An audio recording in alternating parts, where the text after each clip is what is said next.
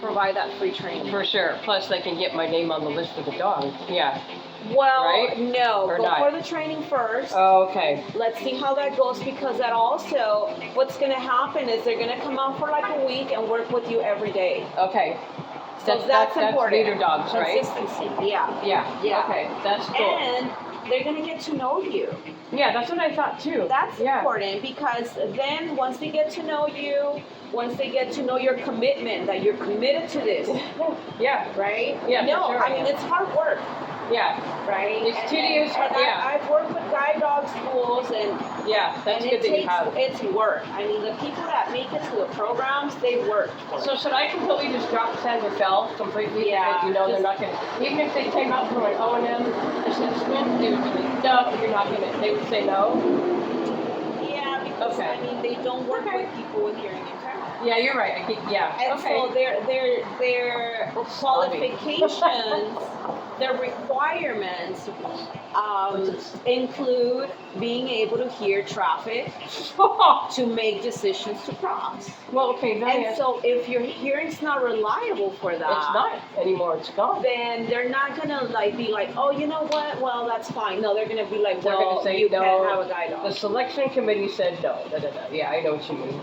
Okay, will the other guide dog schools be unacceptable to use my OCO app?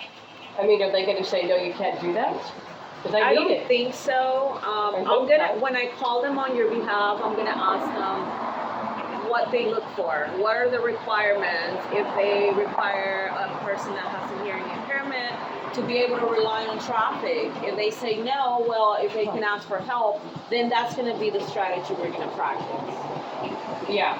Right. So for that, like, we can have you ask someone to help you cross the street, and then that way it's easier. It's more accessible. You don't have to worry about like finding the traffic signal. Right. But there's not squaring off properly, because somebody's there to actually do that for you. Yeah, that's not really because that's not. I can't expect that. I mean, that's why I have the app on the phone. You can expect that, but if something that they will accept, then it's easier. Right. Yeah. We can have someone ready to kind of like help you, at least for the video. Mm-hmm. Right. At least you will know how to approach them. Right. You'll have the skills to communicate them. Yeah. So let me see what they say, and then I'll let you know. That would be great. In the meantime, let's keep working with what we've been doing. Yeah, definitely. Yeah, I'm not gonna. Right. Yeah, absolutely. I'm not gonna. Following the plan is key, because that is the safest route. Right. They don't want to see a risk taker. I know. And they don't want. Yeah, they don't want to see that, because then what that tells them is like, well, this person's not going to keep the dog safe. Right. If they see that I'm confused and disoriented, that's no. That's no.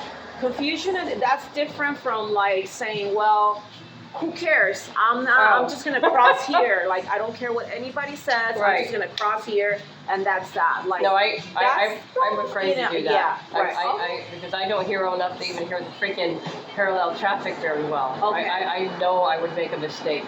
Okay. That's why I really rely on this, and it's not looking at me right today. Sounds good. All right, so let's go ahead and we're gonna take an Uber back, unless you